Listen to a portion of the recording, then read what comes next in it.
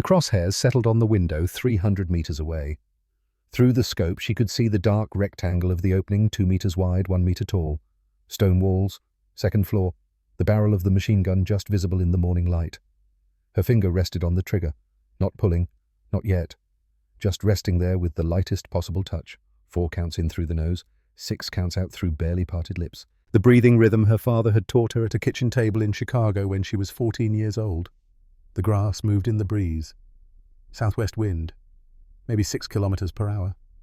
She'd been watching it for nearly 2 hours, learning its patterns, feeling it against her face, calculating what it would do to a bullet over 300 meters. I learned to shoot when I was 12 years old. My targets were rats, big ones, bold ones, the kind that bit children while they slept. By the time I was 23, the targets were men. I never missed. The scope showed movement in the shadows at the back of the room. Someone stepping forward, someone who didn't know that in the next 30 seconds his life would end. Her finger took up the slack in the trigger. 0.3 pounds of pressure, 0.4, right there on the edge. Ready. Then everything went black. The screen cut to darkness. White text appeared. 72 hours earlier. The briefing room was thick with cigarette smoke and the smell of wet wool. August 12th, 1944. Somewhere in France, 4 days after the landings had torn open the Atlantic Wall and sent American boys streaming inland through hedgerows and fields that turned into graveyards. The map on the wall showed a farmhouse, a simple building surrounded by outbuildings and stone walls. Someone had drawn red X marks around it, 47 of them, each one representing an American soldier who had died trying to take that position in the last 72 hours. The officer at the front of the room was speaking, but his voice had the hollow quality of a man who'd watched too many good plans fail. 4 attempts in 3 days, 2 infantry assaults that had been cut to pieces before they got within 100 meters. 1 artillery barrage that had missed entirely because the spotters couldn't get close enough to call in accurate coordinates. 1 tank disabled at 600 meters by a gunner so skilled he'd put a round through the vision slit before the crew even knew they were in range. The primary gunner is 18 years old, German sniper school, already eliminated 2 Allied snipers who tried to take him. The boy thinks 3 moves ahead.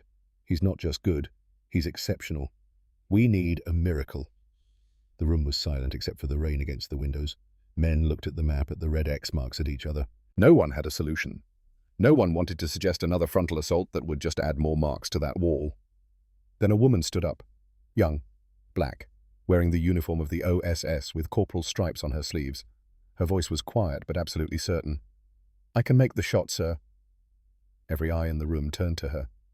In the silence that followed, you could hear the rain, the breathing of a dozen men, the weight of what she'd just offered to do. Chicago's South Side. In the winter of 1933 looked like God had turned his back on the world and forgotten to return. The Great Depression had settled over the city like a fog that wouldn't lift. 300,000 black Americans lived in a narrow strip called the Black Belt, confined there by restrictive covenants and racial violence. An area designed for maybe a third that number. The apartment above the grocery store on 43rd Street had 2 rooms. In winter, it was cold enough to see your breath. In summer, it was an oven. Always it was too small. But Lorraine Hartwell kept it immaculate. She believed in dignity as a form of resistance, in pressed clothes and polished shoes and perfect grammar as armor against a world that wanted to see her family as less than human. Her husband Nathaniel worked inconsistent hours at a meatpacking plant when his leg allowed it, the leg that had caught German shrapnel in France in 1918. The leg that never healed right. The leg that reminded him every single day that he'd fought for freedoms America would not grant him.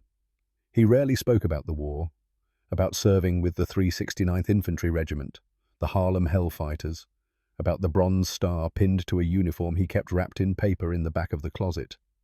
But he kept his service rifle, a 1917 Enfield, wrapped in oilcloth, hidden behind the winter coats. His daughter found it while searching for Christmas presents. Evelyn was 12 years old.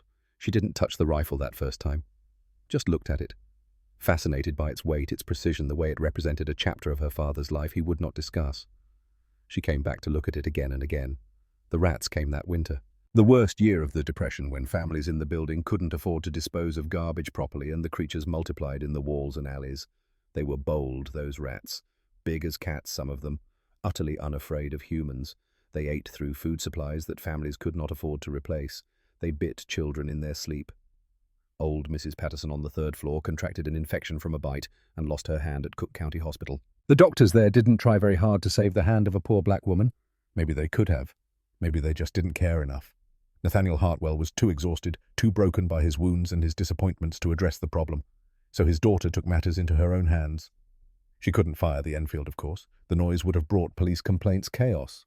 A 12-year-old colored girl with a rifle would not end well in Chicago in 1933. So she practiced everything else. Loading and unloading by feel alone in total darkness, breathing, stance, trigger discipline. She read everything she could find about marksmanship at the public library, military manuals, hunting guides, anything with information about ballistics and windage and the geometry of sending a small piece of metal exactly where you wanted it to go. Then she turned to other weapons, quieter ones. A slingshot first purchased with pennies saved from running errands for neighbors, then a pellet gun bought with 6 months of hoarded coins, money that could have gone to food, money she spent instead on the ability to solve the rat problem herself. She practiced in the alley behind the building in the grey hours before dawn, when she could see well enough to aim, but the neighborhood was still asleep. The rats became her targets. They were quick, unpredictable. They required precision. They did not give second chances. If you missed, they disappeared into the walls. If you wounded one, it screamed and brought the others. You had to make the first shot count. 1 shot, 1 kill. By the time Evelyn was 14, she was the most accurate shooter on the South Side. Nobody knew it, except the rats and her own quiet satisfaction. By 16, she could put a pellet through a bottle cap at 30 meters. She had rid her building so thoroughly of vermin that neighbors started asking Nathaniel what his secret was. He discovered what his daughter had been doing on an April morning in 1937. He woke early with his leg aching, walked to the kitchen for water. Through the window he saw Evelyn in the alley below, utterly still, utterly focused, the pellet gun raised and ready. He watched her wait, watched her breathe, watched the patience that most soldiers never learned even after years of training. A rat emerged from behind a trash can, moving fast, erratic. The kind of shot that required you to lead the target to predict where it would be in the fraction of a second between decision and impact. Evelyn did not rush. She waited for the moment. The one perfect moment when the target paused, when all the variables aligned, when the shot became possible. She took it. The rat dropped mid-stride. Instant death. Nathaniel Hartwell never mentioned what he saw. He understood that his daughter had taught herself something valuable, something that couldn't be untaught, something he recognized because he'd learned it himself in the trenches of France. That evening he took the Enfield from the closet, sat down at the kitchen table, laid the rifle between them, and began to teach his daughter everything he knew about shooting. The principles of trajectory, the mathematics of distance, how to read wind by watching grass and leaves and the flight of birds, how to wait sometimes for hours for the right moment, the only moment, and most importantly, how to remain calm when everything depended on a single, irreversible action. Father and daughter sat at that kitchen table 2 or 3 evenings a week for the next 2 years, speaking a language of angles and adjustments that Lorraine Hartwell did not understand but recognized as something precious. A bridge between her husband's broken past and her daughter's uncertain future. Nathaniel never explained why he was teaching her these things. Perhaps he sensed what was coming.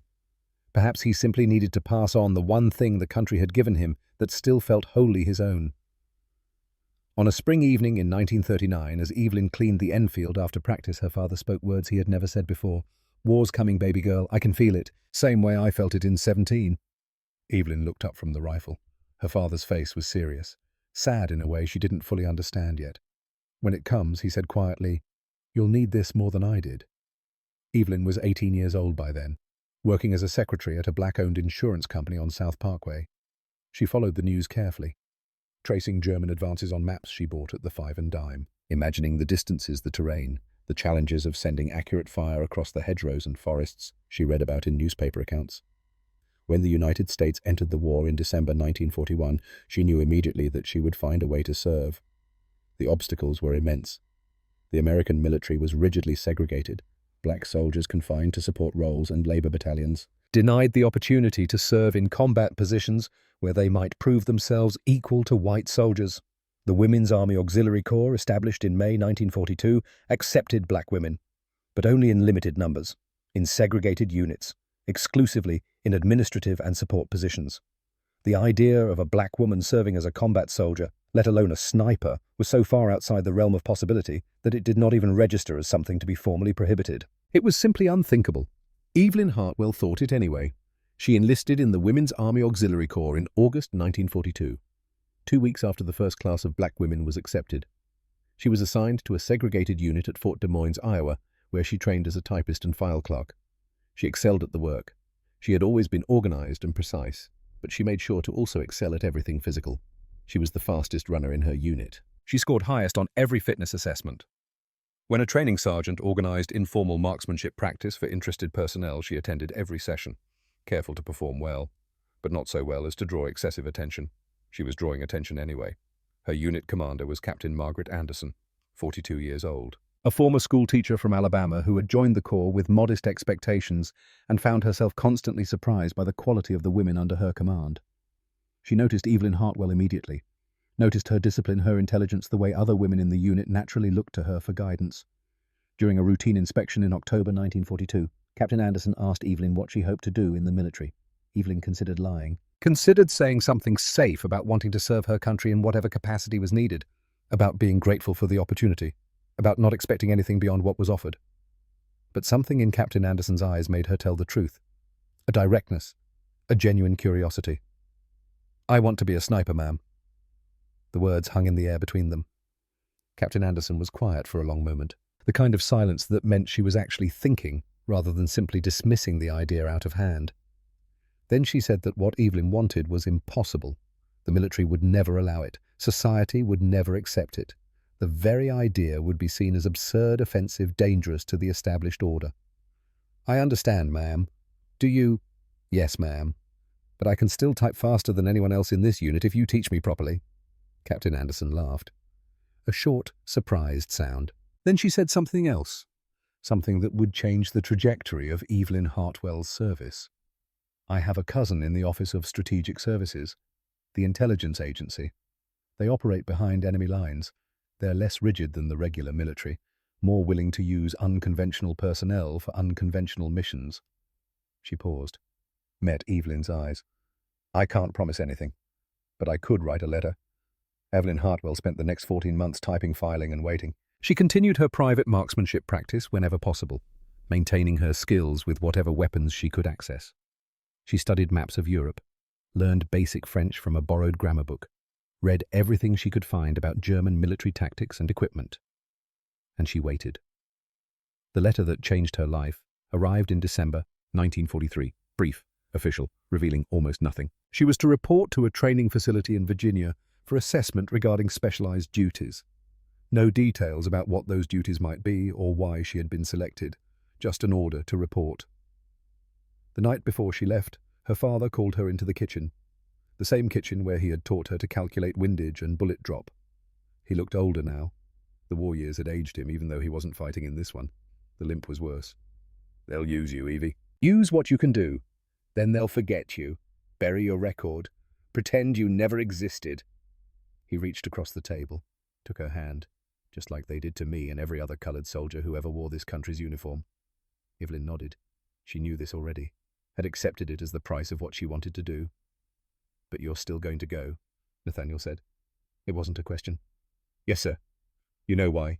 Because it's what we do." Her father squeezed her hand. In his eyes she saw pride mixed with sorrow, the burden of understanding what she was choosing, what it would cost her. "That's right, baby girl. It's what we do." The facility was a converted country estate in the Virginia countryside, surrounded by woods and security fences and an atmosphere of deliberate mystery. Evelyn arrived to find herself among perhaps 30 other candidates, all women, about a third of them black, all selected through similarly opaque processes. They were told they were being evaluated for potential service with the OSS in roles that would be explained only to those who passed the assessment. The evaluation would last 3 weeks. It would be difficult. Most of them would not be selected. The first week focused on physical conditioning and basic military skills, the kind of training Evelyn had already mastered at Fort Des Moines. She performed well, but not exceptionally, still wary of standing out too much. The second week introduced more specialized content: map reading, surveillance techniques, basic intelligence gathering, the fundamentals of operating behind enemy lines. Evelyn excelled at all of it, her natural precision and patience serving her well in exercises that required observation and analysis. The third week brought weapons training, and Evelyn finally allowed herself to show what she could do. The instructor was a Marine Corps gunnery sergeant named Harold Cross, a veteran of the Pacific Campaign, missing the ring finger on his left hand, a permanent squint from too many years staring through rifle scopes. He taught the candidates to shoot the way he had been taught, through repetition, discipline, endless correction. He was methodical, demanding, completely uninterested in his students' backgrounds or personal stories. He cared only about results. On the first day of rifle training, he had each candidate fire 5 rounds at a target 50 meters away. Most of the women managed to hit the target. A few hit the center rings. Evelyn Hartwell put all 5 rounds through the same hole. Sergeant Cross walked down to the target, examined it closely, walked back to where she stood. His face showed nothing. "Do it again." She did. Same result. 5 rounds, 1 hole. He had her shoot at 75 meters, then 100. Then 150. Her groups opened slightly at distance as they had to, but her accuracy remained exceptional. At 150 meters with an 8-mile-per-hour crosswind, she put 5 rounds into a group you could cover with a silver dollar. When he finally asked where she had learned to shoot, she told him the truth. "My father taught me sergeant. He served in the First War, and before that I hunted rats in Chicago." Cross was quiet for a moment, studying her with those squinted eyes that had seen more death than any person should have to see. "You ever shoot at a living target larger than a rat?" "No, Sergeant." "You think you could?" "Yes, Sergeant." Why Evelyn met his eyes, thought about the question, about what he was really asking. "Because it would be necessary, Sergeant. And when something is necessary, you do it, whether you want to or not." Sergeant Cross told her to report to his office after dinner. When she arrived, she found him with 2 other people. A woman in civilian clothes who introduced herself only as Mrs. Davis, and a man in an army colonel's uniform who did not introduce himself at all. They asked her questions for 2 hours. About her family, her education, her motivations, about her political beliefs, her experiences with racism, her feelings about the military that had confined her to a typing pool, about her willingness to work alone, to endure hardship, to take lives in service of her mission.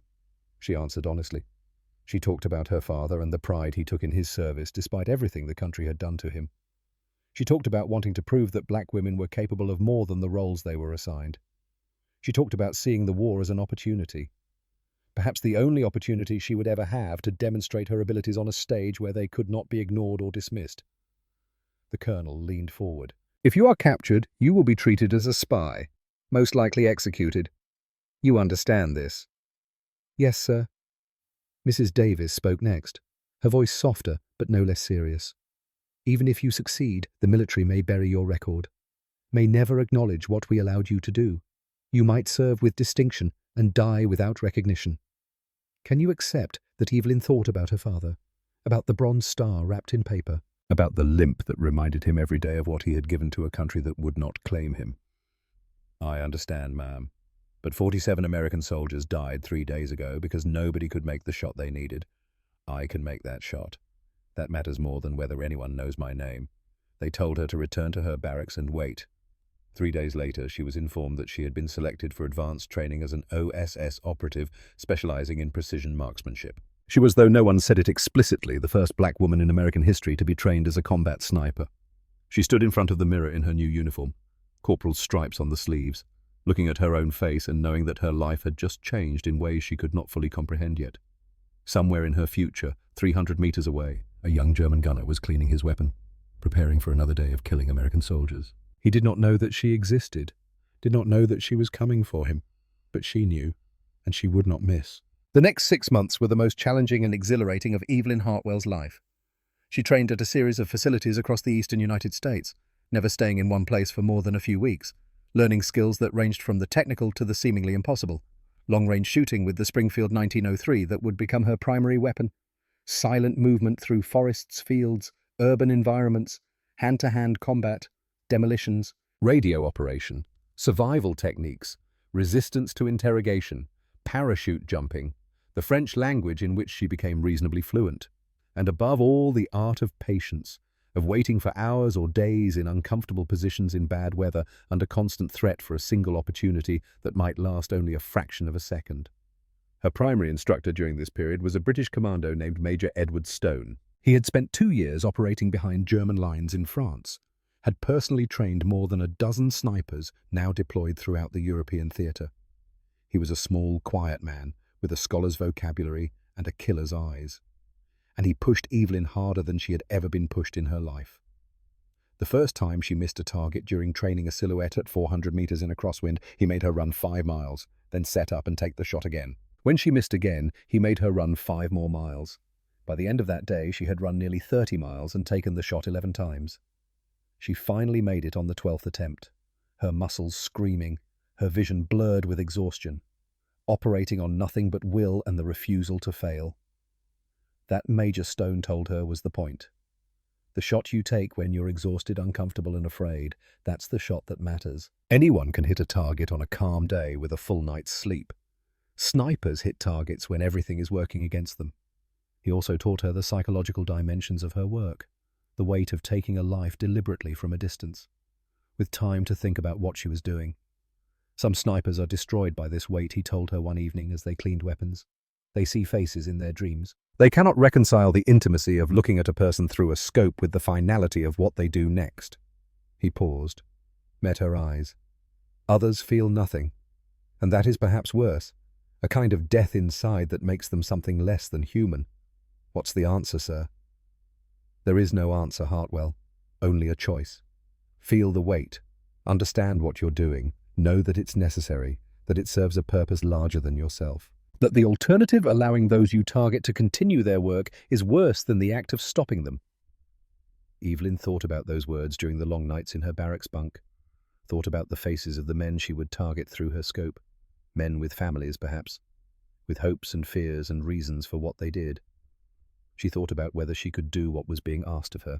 She decided that she could, because the alternative was to accept that her life would be defined by limitations others placed on her. Because somewhere in France, American soldiers were being cut down by German machine guns, and she had the ability to stop it. Because her father had served, and now it was her turn. In May 1944, Evelyn Hartwell was deployed to England as part of a team of OSS operatives preparing for the invasion of France. She was given the rank of corporal, assigned to a unit that existed only on paper, told that she would be inserted into France shortly after the initial landings to conduct targeted operations against high-value German positions. The team she joined consisted of 4 other operatives.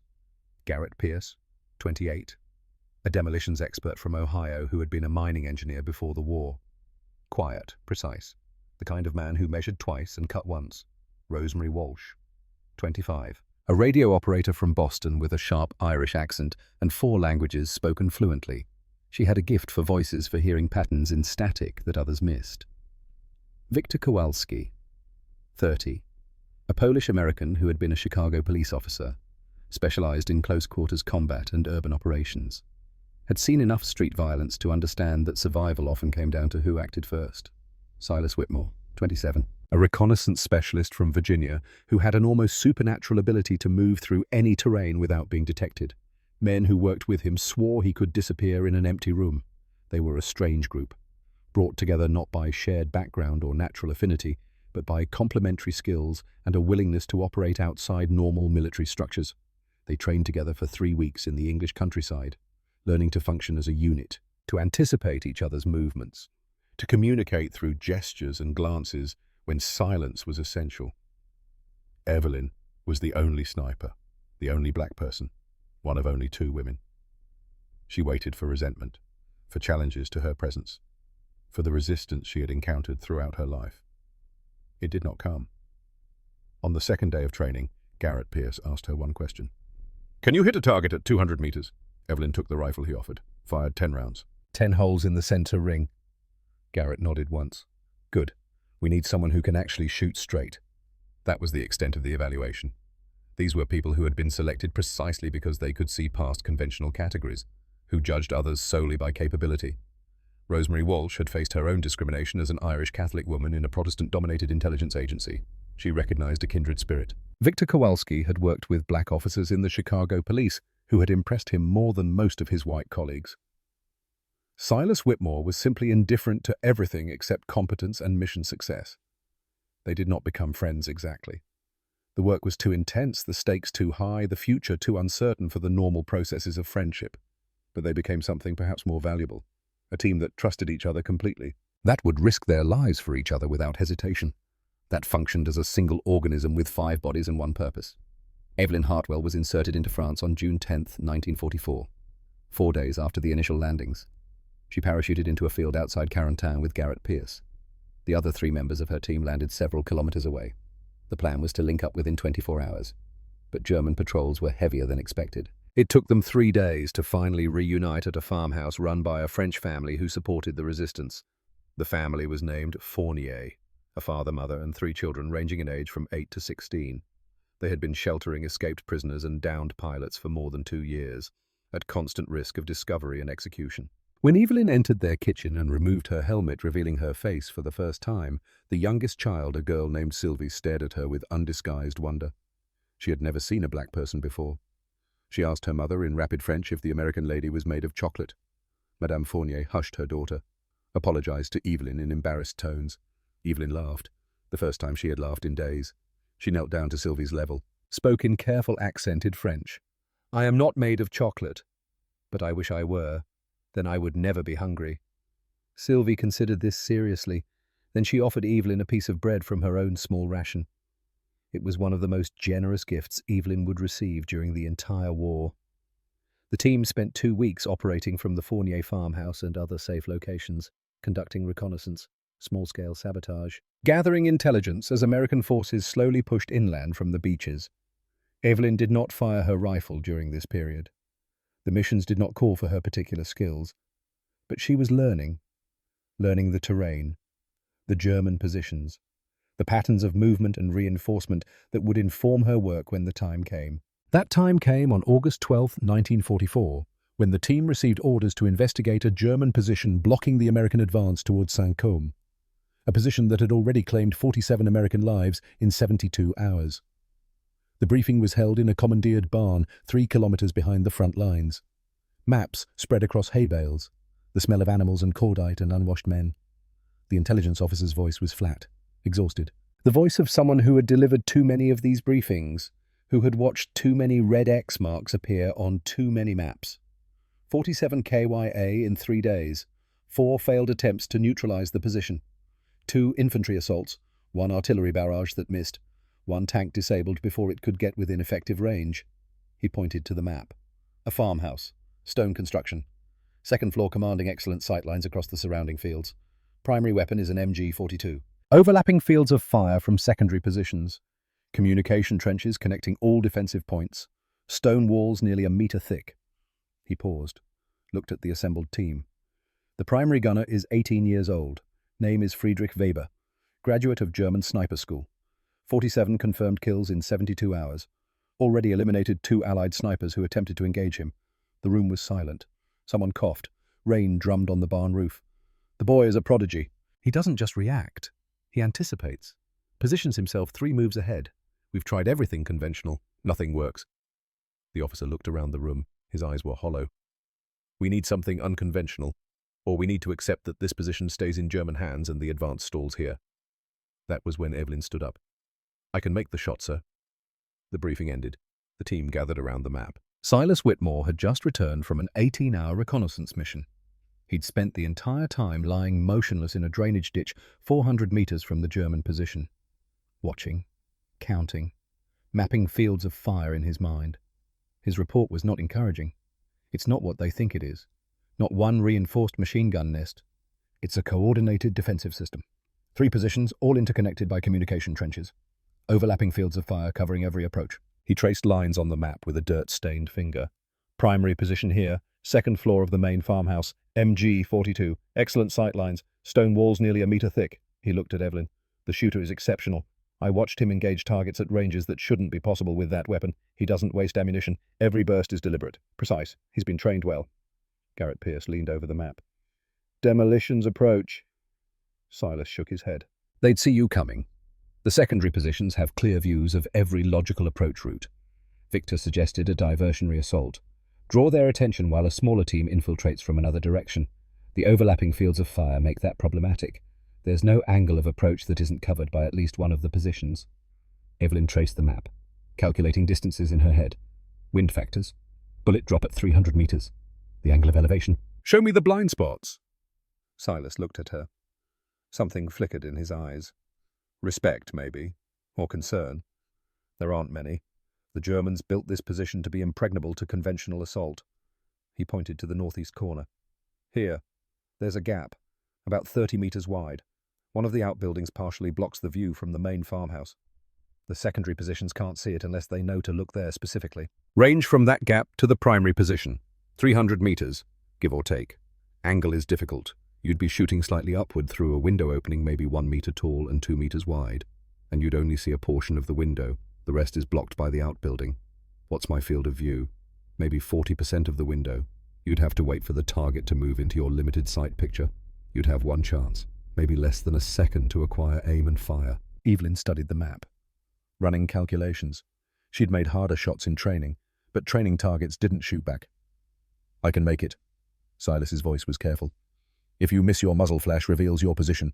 The secondary guns will have you zeroed in within seconds. You'd be cut down before you could displace. Then I won't miss.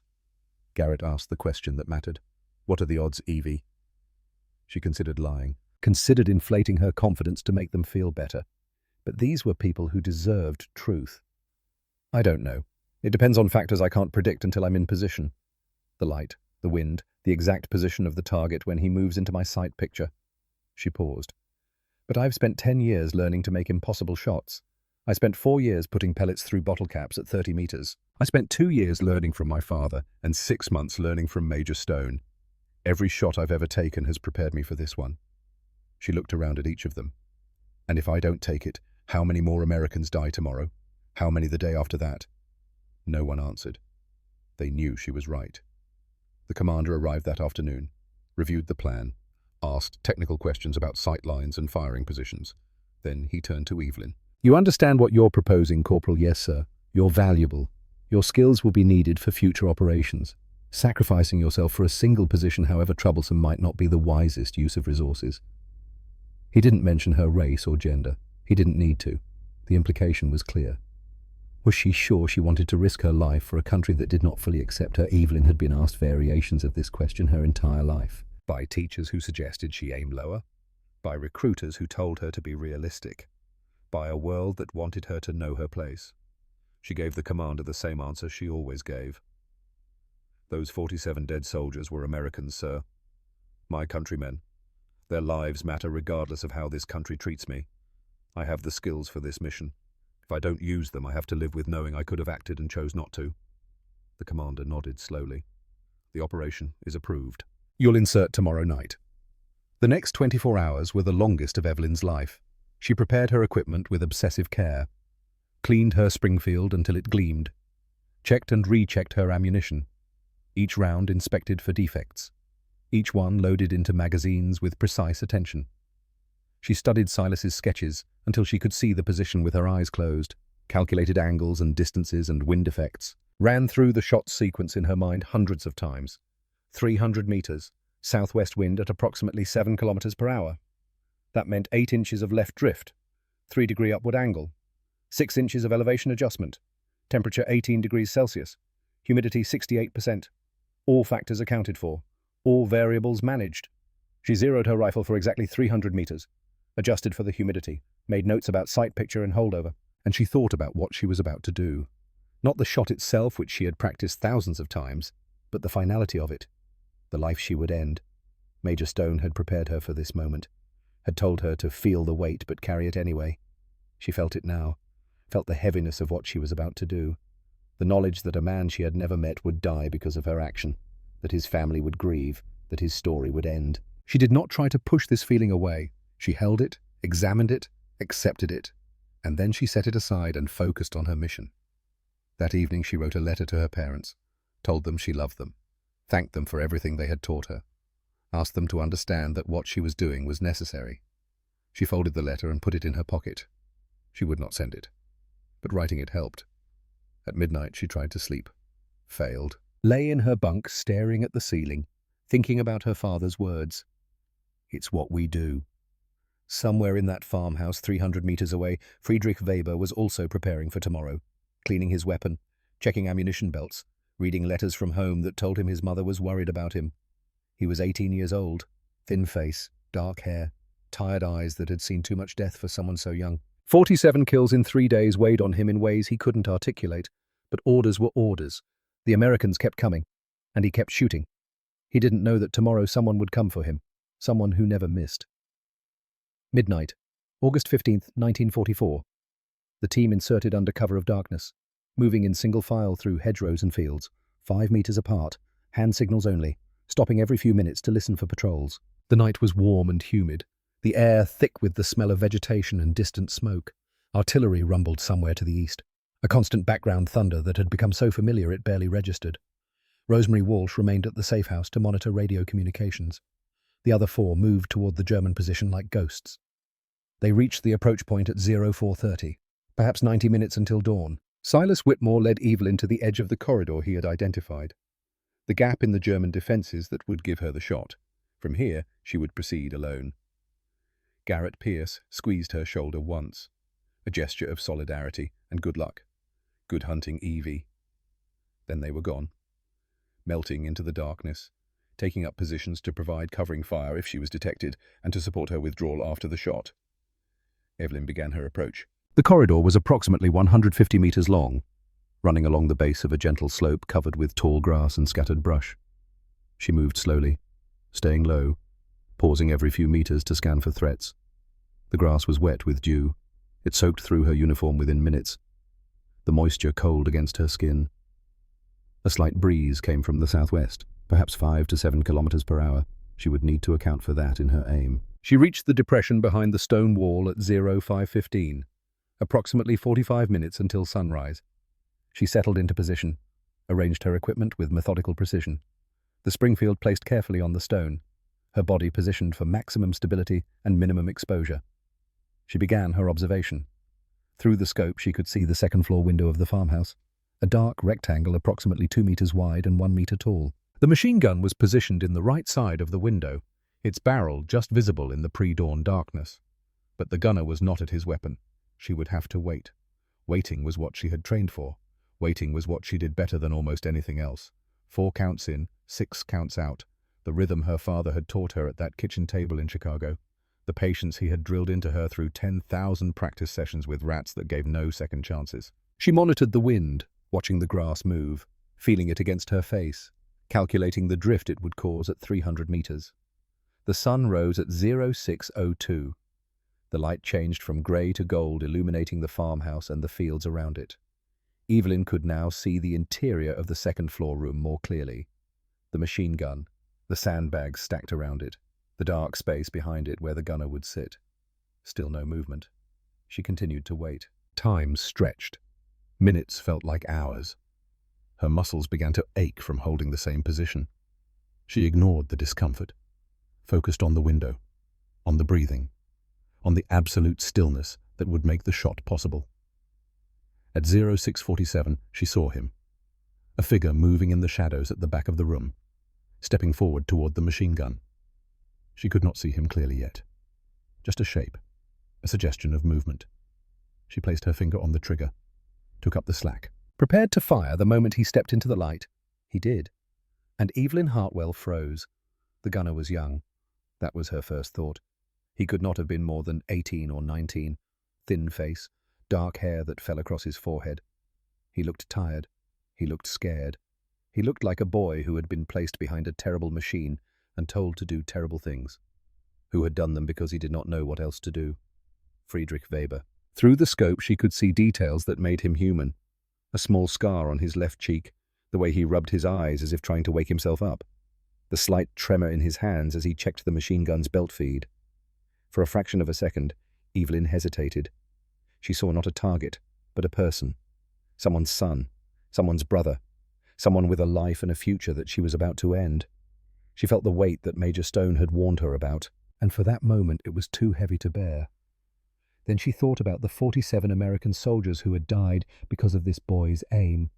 She thought about their families, their futures, their lives that had ended in fields just like this one.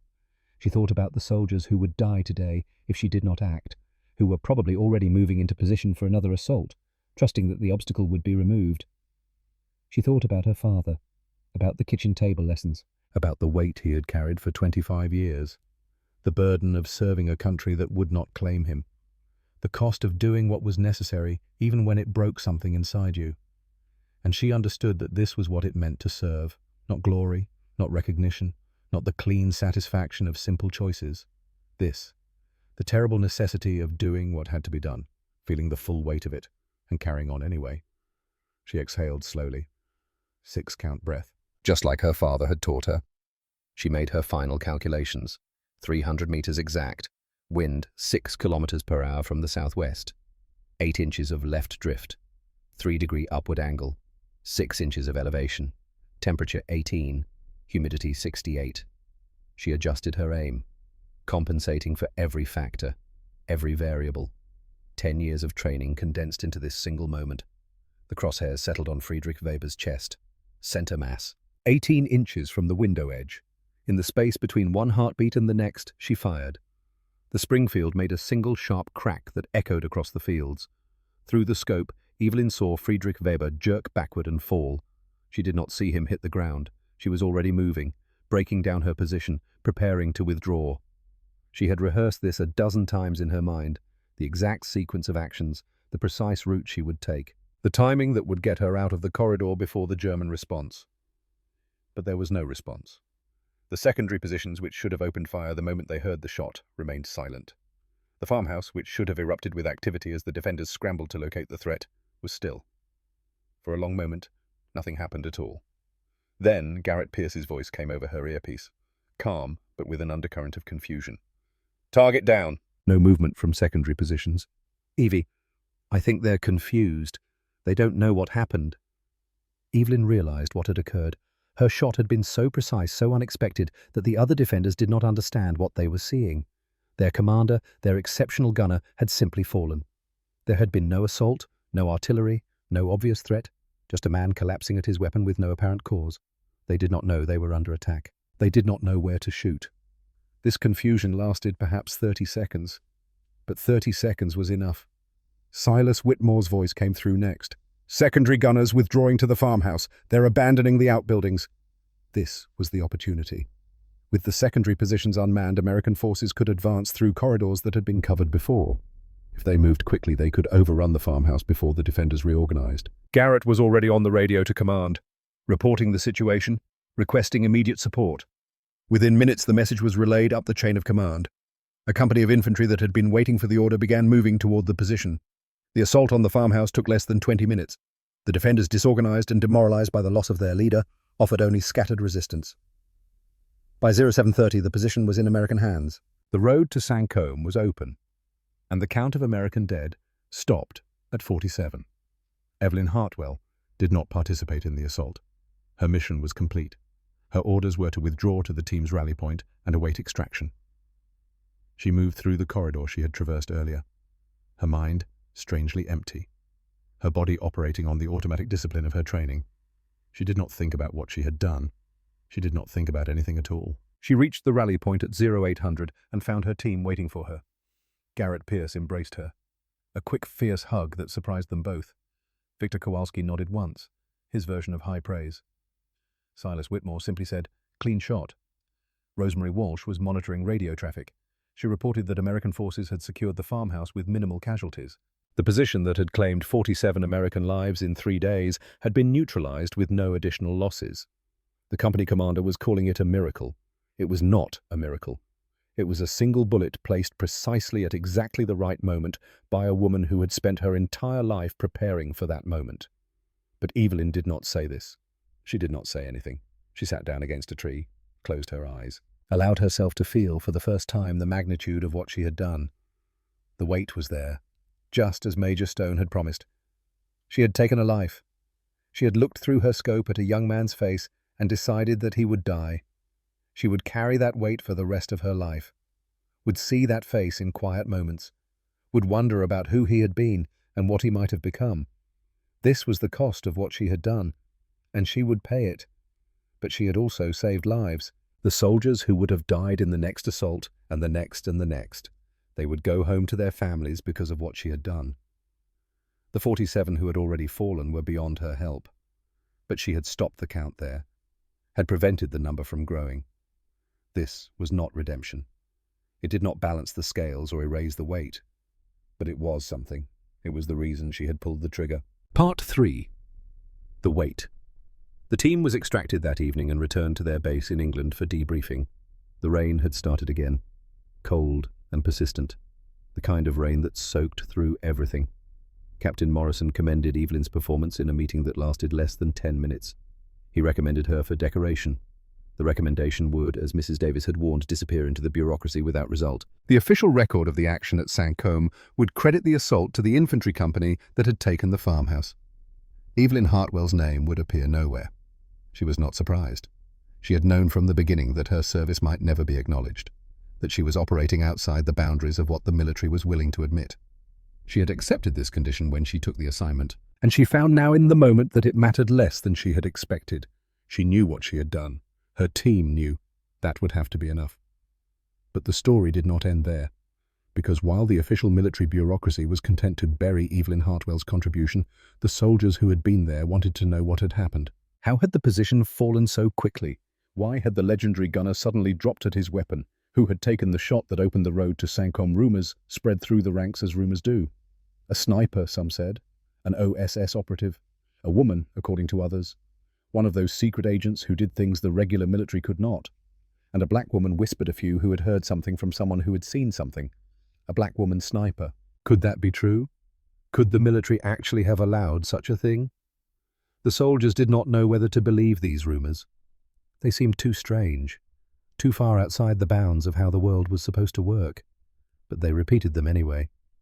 One of these soldiers was Sergeant First Class Robert Holden, a 34-year-old from Georgia who had lost his best friend in the third assault on the Saint-Côme position. Holden was not a man who questioned the racial order of the military or society. He had grown up in the segregated South and accepted its categories as natural and proper. But he had also learned over 18 months of combat that courage and competence did not follow the color lines he had been taught to expect. So when he heard the rumor about a black woman sniper, he did not dismiss it out of hand. In September 1944, when his company was rotated back to England for rest and refit, he started asking questions. It took him 2 weeks to find someone who would talk. An OSS officer, 3 drinks into an evening at a London pub, confirmed that the rumors were true, that a Negro woman named Hartwell had indeed taken the shot at Saint-Côme, that she was one of the best marksmen the agency had ever trained. The officer would not say more, but he did not need to. Holden wrote a letter to his hometown newspaper describing what he had learned, writing that a colored woman had saved his life and the lives of dozens of other American soldiers, that she deserved recognition for her service regardless of her race or sex. The letter was not published, but Holden had sent copies to other papers as well, papers in New York, Chicago, Washington. The Chicago Defender, the most influential black newspaper in the country, did not ignore him. On October 28, 1944, they published Holden's letter under the headline, "Georgia Sergeant Credits, Negro Woman Sniper, with Saving His Life." The story was picked up by other black papers across the country. Within a week, Evelyn Hartwell was famous, at least within the black community. Her name was spoken in churches and barber shops, in living rooms and factory break rooms. The military was not pleased. OSS operations were classified. The revelation of Hartwell's identity violated security protocols. More importantly, her sudden fame threatened to force the military to acknowledge her service. Evelyn was pulled from active operations, assigned to administrative duties at the OSS facility in London. She was not disciplined. Her performance had been too exemplary for that.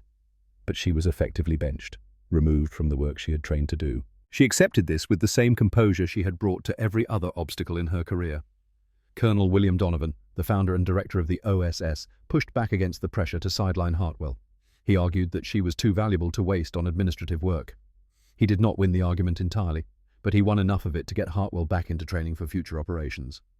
She returned to active duty in December 1944. Just as the German counteroffensive in the Ardennes was beginning, the OSS needed every capable operative it had. Evelyn Hartwell was inserted into Belgium on December 23, 1944. Her mission: identify and neutralize German command and control positions coordinating the offensive. The conditions were brutal.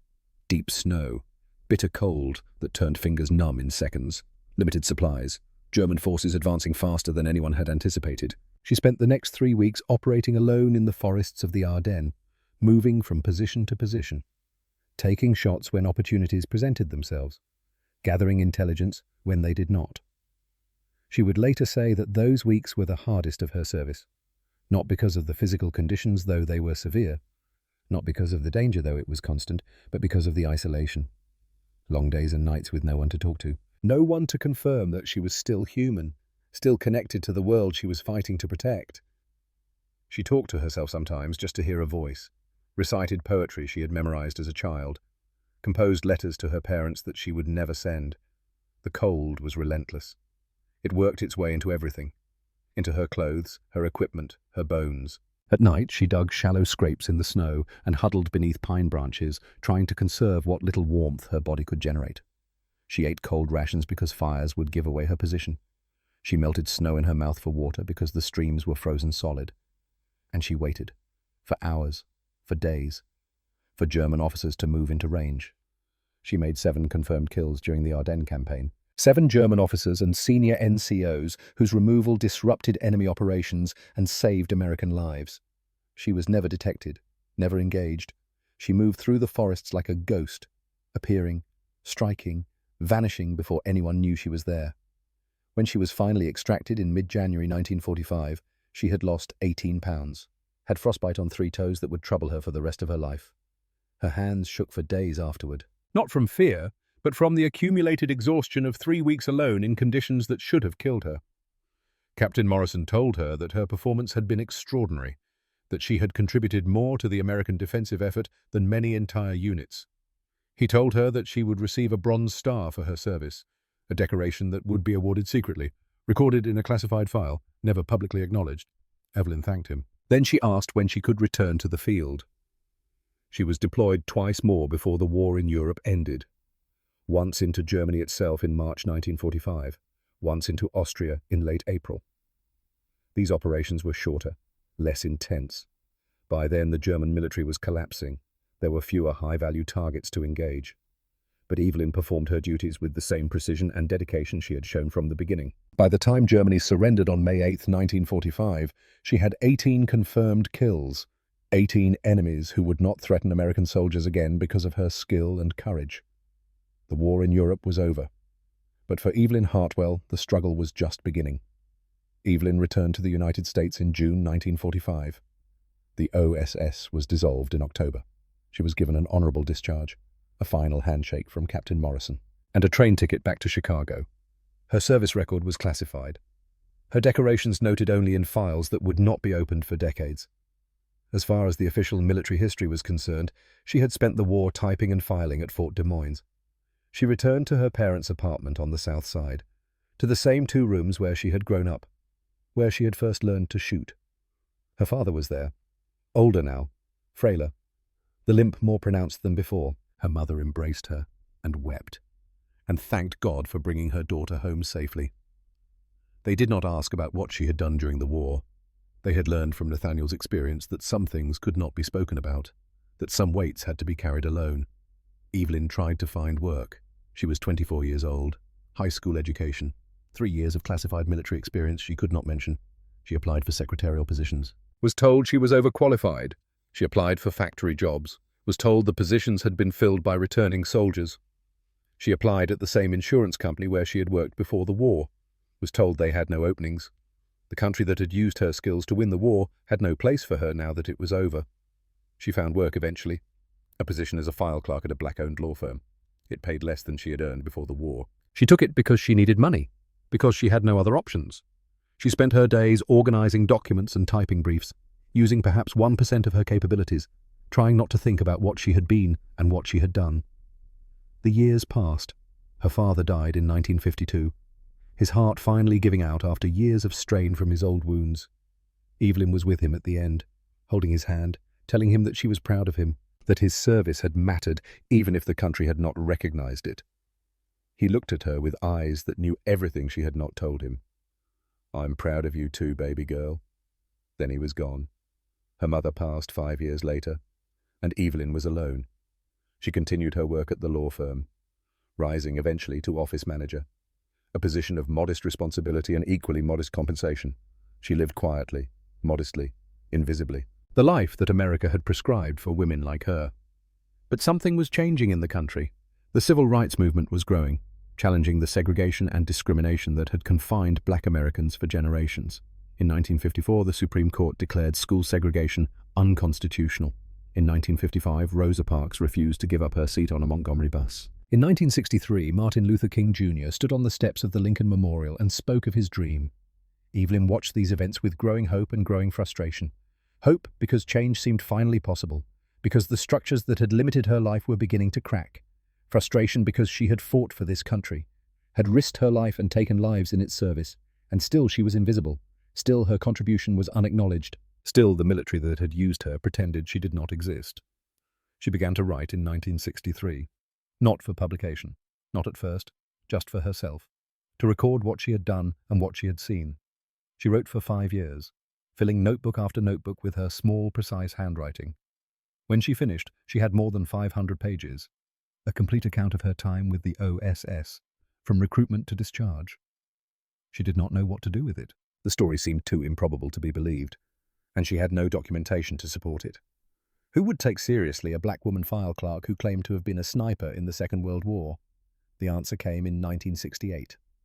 A young historian named Dr. Patricia Reynolds contacted her. Reynolds was writing a book about African-American women who had served in the military during the war.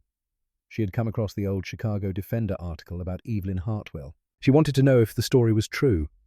She wanted to interview Evelyn for her book. Evelyn hesitated. She had spent more than 20 years in silence, keeping her history buried, protecting herself from disbelief and dismissal. The idea of speaking openly of subjecting herself to scrutiny and potential ridicule was frightening, but she also knew that she could not carry this weight alone forever. She needed to share it. She needed the truth to be known. She agreed to the interview. Then she gave Dr. Reynolds her notebooks. Patricia Reynolds was stunned by what she read. Here was not merely an account of military service, but a detailed chronicle of OSS operations in France and Belgium, written by a participant with direct knowledge of missions that remained classified. Here was evidence of a black woman serving in a combat role decades before such service was officially permitted. Here was a story that challenged virtually everything the military had said about race and gender and capability. But Reynolds was also a careful scholar. She knew that extraordinary claims required extraordinary evidence. She could not simply take Evelyn's notebooks at face value. She needed corroboration. She began to research. It took her 2 years, but she found it. In the newly opened archives of the OSS, she discovered personnel records confirming Evelyn Hartwell's service as an operative, her training as a marksman, her deployment to France and Belgium. She found after-action reports from the Saint-Côme operation that mentioned, though did not name a sniper who had neutralized the German position. She found Captain Morrison's recommendation for the Bronze Star, the one that had been awarded secretly and buried. And she found Garrett Pierce. Pierce had survived the war and returned to Ohio, where he worked as an engineer and raised 3 children. He had never forgotten Evelyn Hartwell or the missions they had conducted together. When Reynolds contacted him in 1970, he agreed immediately to be interviewed. He described the Saint-Côme operation in detail, confirming every element of Evelyn's account. He described her as the finest marksman he had ever seen, one of the bravest soldiers he had served with. He said she deserved to be honored for what she had done, that it was a disgrace she had been forgotten. Reynolds interviewed the other surviving members of the team as well. Rosemary Walsh, who had become a translator at the State Department, Victor Kowalski, who had returned to the Chicago police and risen to captain. They all told the same story.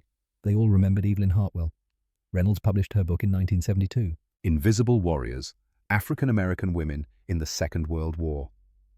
An entire chapter was devoted to Evelyn Hartwell, describing her life, her training, her service, and her long years of anonymity. The book included photographs, excerpts from Evelyn's notebooks, statements from her former teammates. It was the first public documentation of what Evelyn had done.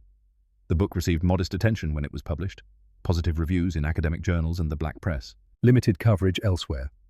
But it planted a seed. People now knew that Evelyn Hartwell existed, that her story was real, that the rumors from 1944 had been true. Over the years that followed, her story spread, cited in other histories, mentioned in documentaries, taught in classrooms. She became gradually a symbol of the hidden contributions that Black Americans had made to the war effort. In 1977, Evelyn agreed to speak at a conference on women in the military. Her first public appearance since the publication of Reynolds's book. She was 56 years old, retired now from the law firm, living on a small pension and Social Security. She walked to the podium with the help of a cane. Her frostbitten toes had never fully healed. She looked out at an audience of perhaps 200 people, most of them women, many of them black, all of them waiting to hear her story. She spoke for an hour. She described her childhood on the South Side, her father's teachings, her determination to serve. She described her training, her deployment, her missions. She described the farmhouse at Saint-Côme, the approach through the corridor, the wait for the gunner to appear, the moment of hesitation when she saw his face. And then she described the shot, the exhale, the trigger pull, the single sharp crack of the rifle. The young man falling backward and out of her sight. "I do not regret what I did," she said quietly. "The mission was necessary. The lives I saved were worth the lives I took. But I want you to understand that there was no glory in it, no satisfaction, no triumph." She paused. Let the silence hold. There was only doing what had to be done, and living with the cost. She told them that she hoped they would never have to make the choices she had made, but if they did, if they ever found themselves in a position where they had the capability and the opportunity to save lives through their own skill and courage, she hoped they would not hesitate.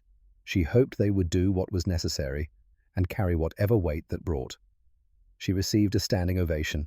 Afterward, dozens of women approached her, thanking her, embracing her, telling her that her story had inspired them. A young black woman in Army ROTC said that she was joining the military because of Evelyn Hartwell, that she wanted to prove that women like them could serve at the highest levels. Evelyn took the young woman's hand. "Serve with honor," she said. "Value your own humanity and the humanity of those you face. And remember that courage isn't the absence of fear. It's choosing to act despite it." Recognition came slowly, but it came. Over the next 7 years, Evelyn's story continued to spread through military history circles. Documentaries interviewed her surviving teammates. Academic researchers cross-referenced her account with newly declassified OSS files. The evidence became undeniable. In 1984, the Army formally acknowledged Evelyn Hartwell's service, releasing portions of her classified record and confirming her role in operations across France, Belgium, Germany, and Austria. 3 years later, the recognition became tangible. In 1987, she was awarded the Distinguished Service Cross, the second highest military decoration for valor. In a ceremony at the Pentagon attended by her surviving teammates and dozens of officials and historians, the citation described her actions at Saint-Côme and throughout the European campaign, praising her extraordinary heroism and selfless service in combat operations.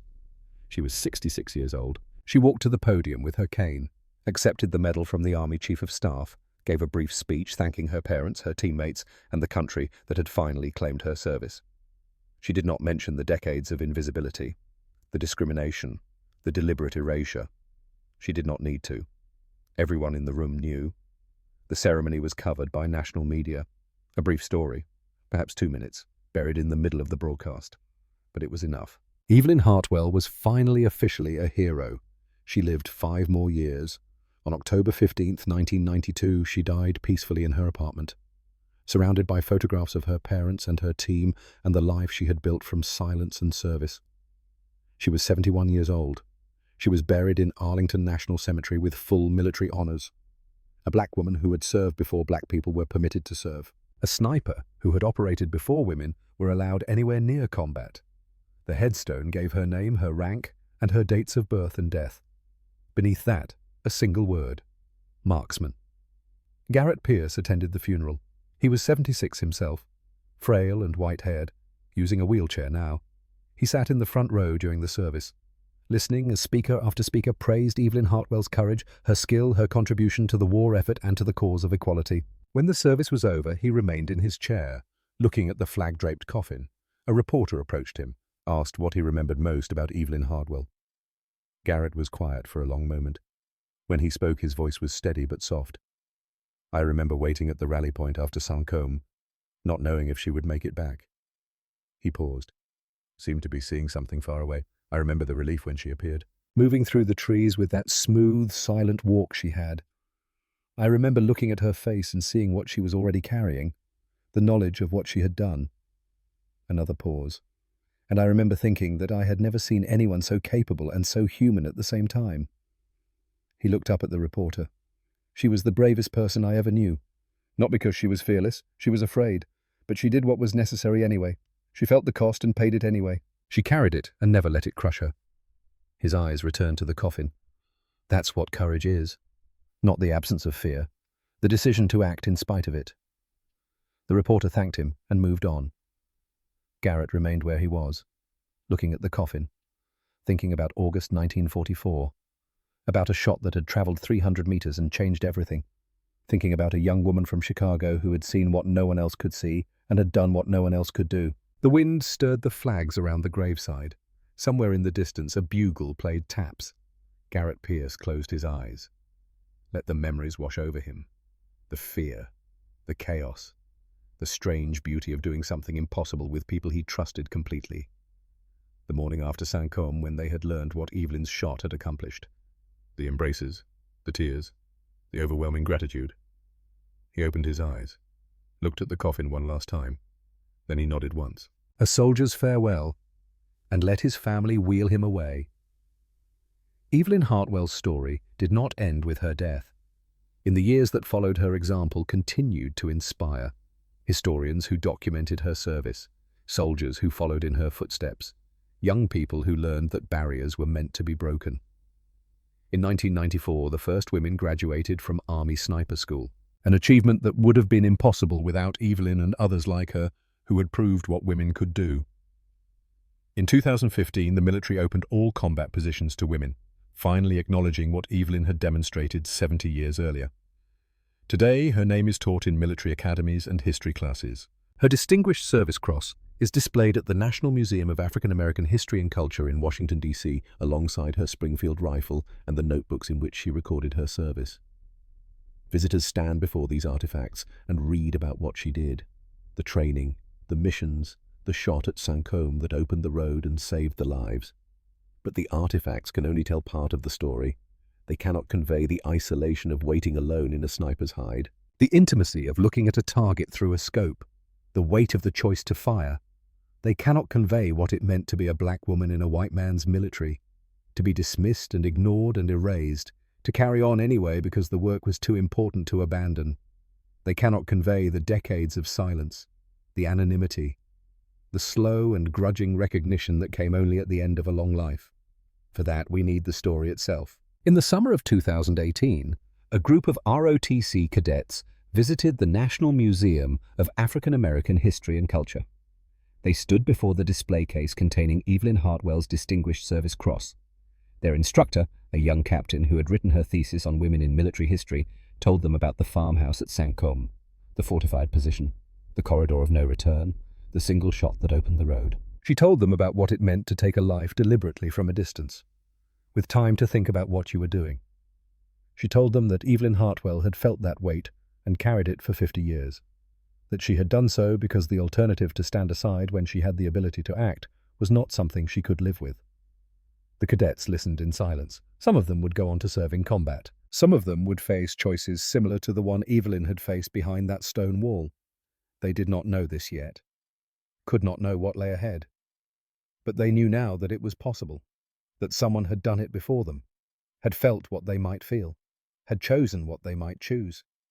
That was the gift Evelyn Hartwell had given them.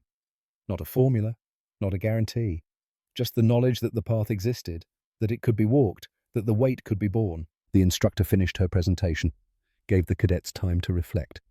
One young woman, a sophomore from Detroit, lingered at the display case after the others had moved on. She studied the medal, the rifle, the faded notebooks behind the glass. She thought about Evelyn Hartwell at her age, practicing in alleys, dreaming of something more. She made a silent promise to herself that day, to serve with honor, to push past every barrier, to carry whatever weight was asked of her, to never forget.